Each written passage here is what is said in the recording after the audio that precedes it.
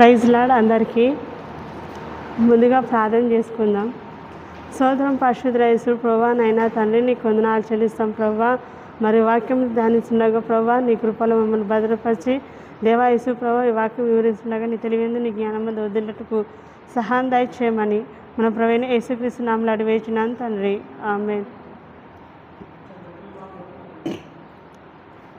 ఇక్కడ 88వ కీర్తన దావీదు కొరహావు కుమారులు కీర్తన గీతం ఇది.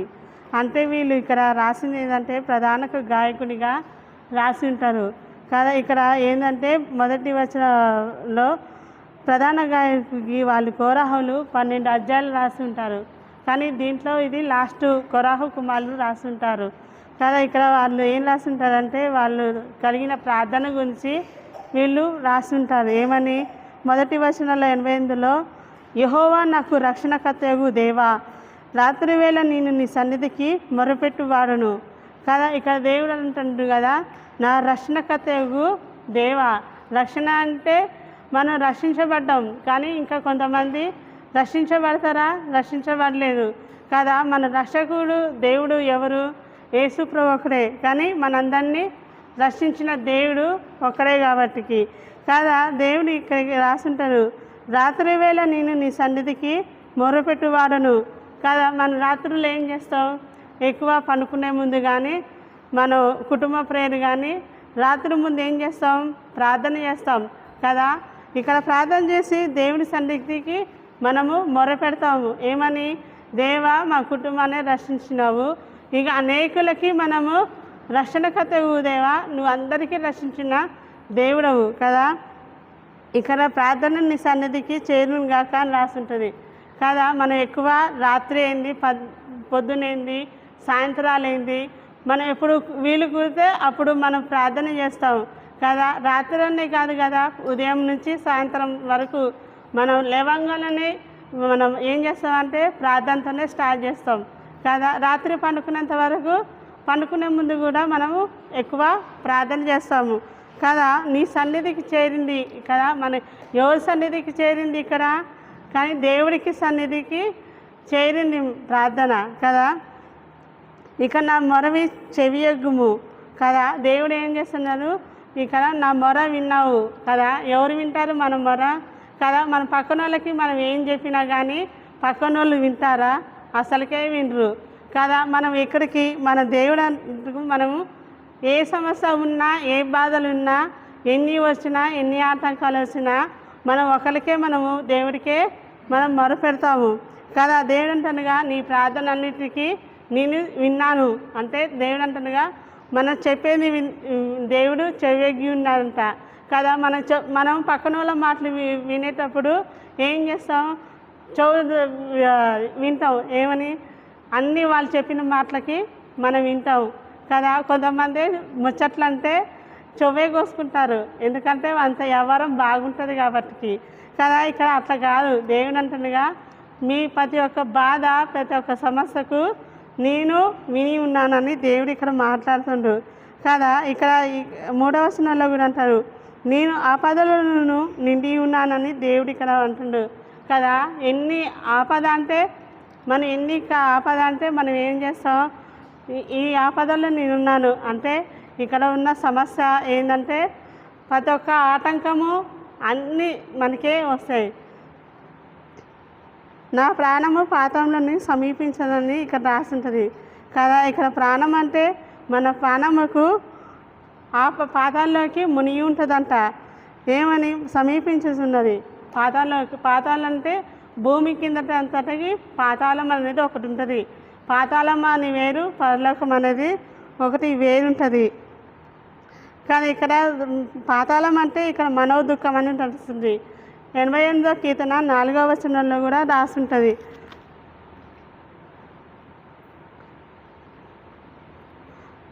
84వ వచనంలో ఉంటుంది మనోదుఖములు కదా. పాతాళం అంటే మనోదుఖం అనేది రాసుంటుంది. ఇక్కడ మన కీర్తన 18 6వ వచనంలో కూడా దేవుడు మనకి పాతాళానికి అనేది రాసుంటుంది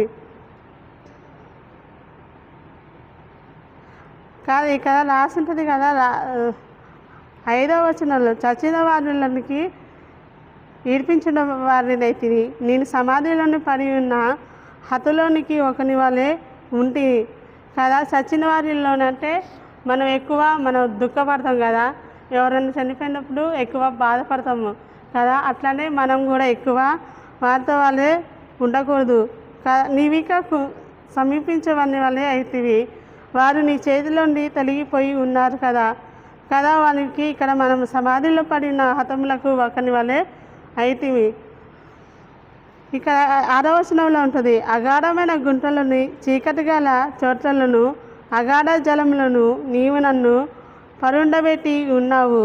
నీ ఉగ్రతను నా మీదను బరువుగా ఉన్నది కదా. ఇక్కడ 6వ వచనంలో కూడా రాస్తుంటుంది, అగాఢమైన గుంటలు అంటే మనం భూమికి మనం ఇట్లా గుంటలు తీసి దాంట్లో చీకటి కదా, మనం చనిపోయిన వాటిని కూడా మనం భూమిలోనే పాత పెడతాం.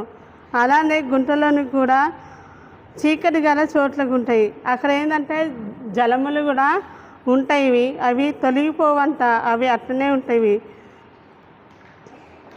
ఉగ్రత నా మీదకి బరువుగా ఉన్నది, నీ తరములన్నీ నన్ను ముంచి ఉన్నవి కదా. ఇక్కడ ఎన్ని తరాలు వచ్చినా ఎన్ని వేసినా అవి అంట సమీపించవి, అవి అక్కడే ఉంచుతాయంట కదా. ఎన్ని శ్రమలు వచ్చినా వాటికి మనకి జయించే శక్తి కూడా ఉంటుంది. కానీ కీర్తనల 6:5 ఉంటుంది,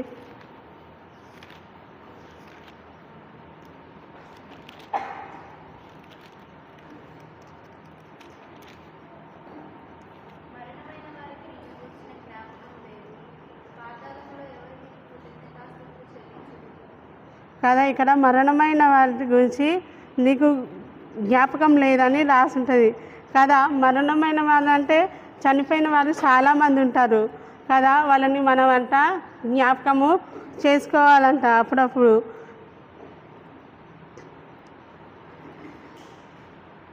ఎనిమిదవ వచనంలోనికి, నీవు నా దృష్టికి హేయుగా చేసి ఉన్నావు, ఎలుపటికి రావాలకుండా నేను బందీపుగా ఉన్నానంట కదా. ఎవరు దృష్టి ఉంటుంది? మనం దేవుడికి దృష్టిగాను ఉంటాము. అంటే దేవుడు మనల్ని దృష్టి అంటే మన వైపు మనల్ని చూస్తాడంట దేవుడు కదా, మనల్ని హేయగా చేసి ఉంటాడంట. ఇక్కడ ఎలుపలికి రాకున్నట్లు నేను బందీగా ఉంటాం కదా. కొంతమంది ఏం చేస్తారంటే మనం బంధింపబడి ఉన్నాము, మమ్మల్ని ఈడ్పించే వాళ్ళు ఎవరూ లేరని చాలామంది అనుకుంటారు. కానీ ఇక్కడ ఏంటంటే ఇక్కడ నడిపించేది ఎవరు? ఒక్కలే మనకి ఈడిపించే దేవుడు. ఎన్ని సమస్యలు ఎన్ని బాధలించినా మనం బందీగా ఉన్నాము, మమ్మల్ని ఈడిపించావా మమ్మల్ని. కానీ ఇక్కడ ఏంటంటే ఇజ్రాయేల్ వాళ్ళు ఐగుప్తు రాజులకు వాళ్ళు ఏం చేస్తారంటే, దేవా మమ్మల్ని ఈడిపించావా అని దేవునికి మొరపెట్టుతారు వాళ్ళు. దేవా మమ్మల్ని ఈడిపించావా, మమ్మల్ని రక్షించావా అని దేవుడికి మొరపెడితే దేవుడు ఏం చేస్తాడు, వాళ్ళని ప్రార్థన విని దేవుడు అప్పుడు మోషే ద్వారా వాళ్ళని ఈడ్పిస్తాడు దేవుడు. అట్లనే బందీ నుంచి వాళ్ళని ఈడ్పిస్తాడు దేవుడు. బాధ చేత నన్ను క్షీణించి ఉన్నది, యెహోవా ప్రతిదినము నేను నీకు మొరపెడుచున్నాను కదా.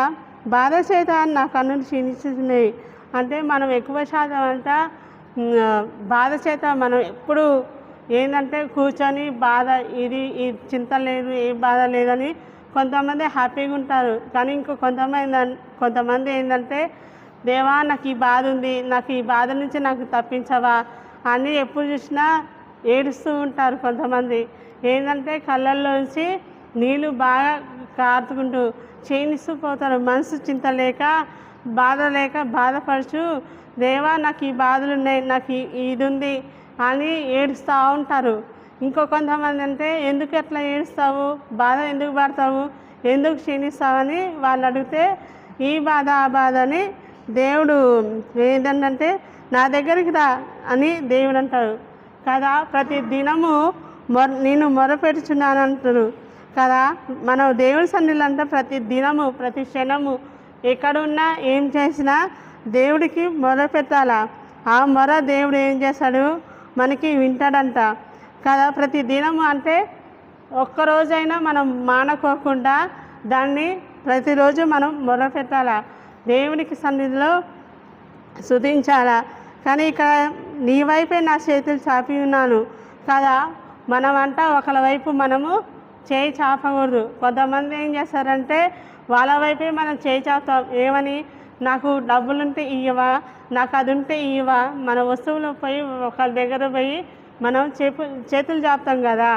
అట్లనే దేవుడి దగ్గర అంట ఒకళ్ళ దగ్గర నువ్వు చేయి చాపొద్దు, నువ్వు నా వైపు తిరిగి చేతులు చాపు, నీకు ఇస్తానని దేవుడు మాట్లాడుతుండు కదా. ఇక్కడ మృతులలో నుండి నువ్వు అద్భుతాలు చూసేదావా కదా. దేవుడు అంటాడు కదా, మృతులలో నుండి నువ్వు అద్భుతాలు చేయవా.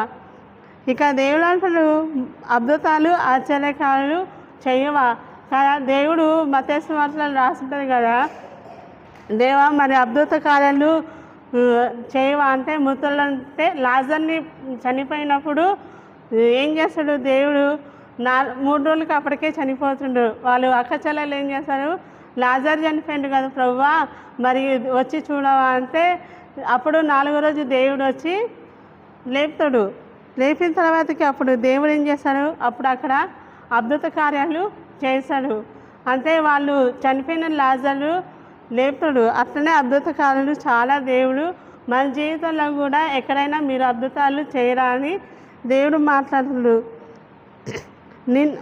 రైతుల నుండి నిన్ను స్తుతించెదను, నీ సమాధిలోనికి నీ కృప ఎవరైనాను వివరించునా, నాశన కుంపలోని నీ విశ్వాసకత సత్యమును ఎవరైనాను చెప్పగలవా.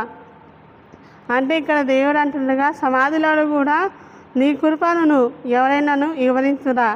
అంటే సమాధి అంటే మనం పాత పెట్టిన సమాధి తీసి పెడతాం చూసినా, మనిషి చనిపోయినాక పెట్టిన తర్వాతకి దాని కృపను అంటే ఎవరైనా వివరించగలరా. అంటే దాని గురించి, మరణం గురించి అయినా సమాధి గురించి అయినా ఎవరు మనము చెప్పలేము కదా. నీ విశ్వాస సత్యమును ఎవరైనా చెప్పుకుందువా. అంటే మన విశ్వాసము ఎక్కడ పోతుంది, మన సత్యం అనేది ఎవరి గురించి తెలుస్తుంది అంటే మన విశ్వాసము మన సత్యము ఏంటంటే, సత్యం అంటే మన దేవునిలో ఎంత వరకు మనం విశ్వాసము ఉంచుతామో, ఎంతవరకు మనం దేవుని యందు నమ్మకం ఉంచుతామో కదా.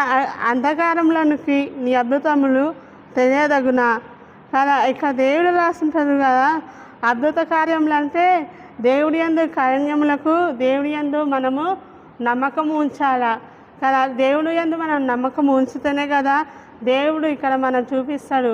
మనం నమ్మకం లేని జీవితము మనకు వ్యర్థమే కదా. ఇక్కడ దేవుడు అంటాడు, అంధకారంలోని నీ అద్భుతాలు తెలియ, పాతాల నీతి నీకు తెలియదగునా.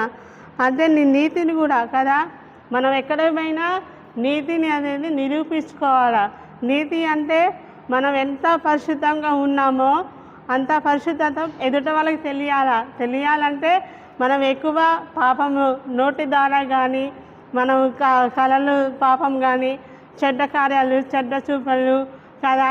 కొంతమంది అయితే మనిషిని చూస్తేనే వారవలేక తనము కొంతమందికి ఉంటుంది కదా. అట్లనే దేవుడికి ఎందుకు మనము నమ్మకం అనేది ఉంచాలా. యెహోవా నీతోనే మనవి చేస్తున్నాను కదా. మనం దేవుడికంట మనం దేవుడితోనే మనవి చేయాలంట కదా. మనం మనుషులకైతే మనం మనవి చేయలేము కదా. దేవుడి సన్నిధిలంతా మొర పెట్టుకోవాలా, మనవి చేయాలా కదా. ఇక్కడ ఉదయము నా ప్రార్థన నిన్ను ఎదుర్కొందును కదా. ఉదయం మొదలుకొని ప్రార్థన అంట దేవుని శక్తికి మనం ఎదుర్కొనేటకు దేవుడు ఇక అసలు ఉదయాన్నే లేవంగానే అంట మన ప్రార్థనలు అంట దానికి ఎదుర్కోవాలంట. కానీ మనం ప్రార్థన చేస్తే మనం ఉదయం ప్రార్థన చేస్తాం, దేవా నాకు ఈ అద్భుత కార్యం చేయవా, దేవా నాకు ఇది సూచన క్రియ చేయవా అని మనం దేవుని యందు మనం ప్రార్థన చేస్తాం కదా. మన సాయంత్రం కల్లా మన ప్రార్థన చేసి వదిలేస్తాము. కానీ కొంతమంది అయితే ఇది ప్రార్థన చేసినా కానీ ఇది జరగదులే. మనం మామూలుగా ఏం చేస్తాం, దేవా నాకు ఇల్లు కావాలా, నాకు డబ్బులు కావాలా దేవా అంటే మనం ప్రార్థన చేస్తాం. చేసిన తర్వాతకి అయ్యో తర్వాతకి మన ప్రార్థన అంతా అయిపోయినాక మనం అనుకుంటాం మళ్ళీ ఏమని, అయ్యో దేవుడు నాకు ఇయ్యర్లే ఇల్లు, దేవుడు ఏమి ఇస్తాడులే అని అపనమ్మకం అనేది కూడా మన దాంట్లో ఉండకూడదు. ప్రార్థన చేసి దాని నమ్మకం అనేది మనం ఉంచాలా. దానికి దేవుడు ఏం చేస్తారు, అవన్నీ అద్భుత కార్యాలు చేస్తారు. యెహోవా నీవు నన్ను విడిచుటను ఎలా కదా. దేవుడు అంట మనల్ని విడిచిపెట్టడంట కదా. మనం పెరగాలని ఏం చేస్తామంటే పట్టుకొని షాపింగ్కి వెళ్తాం కదా, బాబుని పట్టుకోకుండా ఒక్కోసారి బాబు వదిలేస్తాం కదా షాపింగ్లో. అట్లానే దేవుడు అంటున్నాడు కదా, అట్లా వదలను కదా, నేను మిమ్మల్ని విడవను, విడుచుటకు నిన్ను ఎలా అని దేవుడు ఇక్కడ మాట్లాడుతుండు. నీ ముఖమును నాకు చాటు చేయటం ఎలా అంటే ఇక్కడ దేవుడు అంటగా మన మొహం అంట చాటేయకూడదంట. మనం దేవుడికి ఎదురొచ్చినప్పుడు మన ఎదురుపోయినప్పుడు నువ్వెవరో నాకు తెలియదని మనం పక్కా పోకూడదంట. అట్లానే దేవుడు అంటూ మనం ఎవరి మొహంకి కొంతమంది ఏం చేస్తామంటే నీ మొహం నేను చూడను అని చెప్పి కొంతమంది చాటేస్తారు కదా. అట్లనే దేవుడు అంటాడు కదా, నీ మొహమును చాటి వేయకు అంటుండు. నువ్వు ఎలా చాటి వేస్తావు, నేను చూడాలని దేవుడు ఇక్కడ మాట్లాడుతాడు. బాల్యం నుండి నేను బాధపడి చావుకు సిద్ధమైతివి, నీవు పెట్టు భయము చేత నేను కలవరపడి ఉన్నాను కదా. బాల్యం నుండి అంటే చిన్నతనం నుండే బాధ, చావకోకుండా సిద్ధమైతివా అంటే బాల్యం అంటే ఇక చిన్నటి నుంచే నేను బాధపడుతున్నాను. ఎందుకు, దేనికి బాధ, ఎందుకు చింత అంటే చావు కొరకు సిద్ధమైతివి అంటుంది ఇక్కడ కదా. చావు కొరకు కాదు, ఎప్పుడు చావు వస్తుందో తెలీదు కదా. ఈరోజున్న మనిషి రేపు ఉండదో గ్యారంటీ మనం చెప్పలేము. ఎందుకంటే ఇప్పుడు పుట్టిన పిల్లలే ఒక అర్ధగంట సేపు ఉంటారు, కానీ మనం ఎదిగిన దాకా ఇంకా గంటలో చనిపోతామని కూడా ఎవరు ఊహించలేరు. అట్లనే బాధ పడకోకుండా మనం చింతావతులు దేవుడి మీద భారం మోపాలా కదా. నువ్వు పెట్టు భయం చేత నేను కలవరపరుచున్నాను కదా. మనం ఉదయం అంట కలవరపడనీయకోకుండా మనం అంట ధైర్యంగాను ఇక్కడ రాసి ఉంటుంది కదా. భయపడకంటే నువ్వు ధైర్యంగా ఉండమని దేవుడు ఇక్కడ చెప్తుంటాడు. దాన్ని కలవరపడకోకుండా నువ్వు సిద్ధంగా ఉండాలా, దేనికైనా రెడీగా ఉండాలా కదా. నీ కోపాగ్ని నా మీదను పొల్లి ఉన్నది కదా. ఇక్కడ నీ కోపాగ్ని అంటే మనము కోపము వస్తే దాన్ని అణచివేసుకోవాలి కదా. కోపం వస్తే ఇతరుల మీద మనం చాలాసార్లు కసురుకుంటాం కదా. ఇది పని చెయ్యొద్దు అంటే ఆ పని చేసి చూపిస్తారు పిల్లలు కానీ పెద్దవాళ్ళు కానీ ఎవరైనా. కానీ ఆ కోపము అనేది మనం ఏం చేస్తామంటే ఆ కోపం అనేది రాకోకుండా మనము అణచివేయాలి. ఇతరుల మీదకు రాకుండా పొల్లిపోకోకుండా ఆ కోపాన్ని మనం తగ్గించుకోవాలా కదా. ఇక్కడ ఏముంటుందంటే నీ మహా భయములను నన్ను సకరించి ఉన్నవి కదా. భయములు అంటే మహాభయములు, అవి అంటే మనల్ని సంభవిస్తాయంట, సకరించి ఉండంట. కానీ మనం భయము చెంత లేకుండా దాన్ని ఎదుర్కొనవాలా. దాన్ని నీళ్ళు ఆవరించినట్లు అవి దిగమంతవుగా నన్ను ఆవరించి ఉన్నవి కదా. నీళ్ళంతా ఆవరించినట్లు అవి దినమంతా నన్ను ఆవరించి ఉన్నవి. నీళ్ళు ఏంటంటే ఆవరించి ఉంటాయి కదా. భూమిలో ఉన్న నీళ్ళని ఆవిరిగాను నీళ్ళుగాను అంట, కానీ అవి దినమంతా అంట ఆవరించి ఉంటాయి. అవి నన్ను చుట్టుకొని ఉన్నవి కదా. నీళ్ళు చుట్టూ ఉంటాయా, చుట్టూరుపుగాను ఉండవు. నా ప్రియులను స్నేహితులను నీవు నాకు దూరంగా ఉంచి ఉన్నావు కదా. ఇక్కడ అంటున్న దేవుడు స్నేహితులనంట నీవు నాకు దూరంగా ఉంచితీవంట కదా. స్నేహితులు అంటే ఎవరు? ఇక మా స్కూల్కి పోయినా కానీ కాలేజీలో కానీ బయట పక్కన వాళ్ళకి కానీ ఏదైనా స్నేహం అనేది మనం చేస్తాం కదా. ఆ స్నేహితులకంట మనం దూరంగా ఉండాలంట. కానీ ఎక్కడైనా ఎవరికైనా దూరంగా స్నేహితులకు కానీ వాళ్ళకి దూరంగా ఉంటే దేవుడికి మనకి దగ్గరగా అవ్వాలా అని ఇక్కడ రాసుంటుంది. చీకటియే నాకు బందీ వ్యర్థమై ఉంది కదా. ఇక్కడ చీకట్లో మనం అంట సంచరించి ఉండకూడదంట కదా. చీకట్లోంచి మనము వెలుగులోకి రావాలా. వెలుగు అంటే చీకటి అంటే మన చీకట్లో నశించిపోతున్నాం, కానీ ఆ నశించిన దాన్ని చీకట్లోంచి మనకి ఎక్కువ వెలుతుల్లోకి రావాలంటే మనం ఎక్కువ దేవుడి సన్నిధిలో దేవునికి ఇక్కడ మనం ఎక్కువ ప్రార్థనలోనూ ఉండాలా. మనం ఎక్కువ దేవుడికి మొర పెట్టాలా. ఎవరికి ఉన్నా లేకపోయినా దేవుని యందు మనము విశ్వాసము నమ్మకం అనేది దేవుడి దృష్టిలో మనం ఉంచబడాలా. కానీ మనకి దేవుడికి వెలుగు మనకి ఎప్పుడు నిండుగానే ఇస్తాడు. అలానే దేవుడి వాక్యం దీవించునుగాక.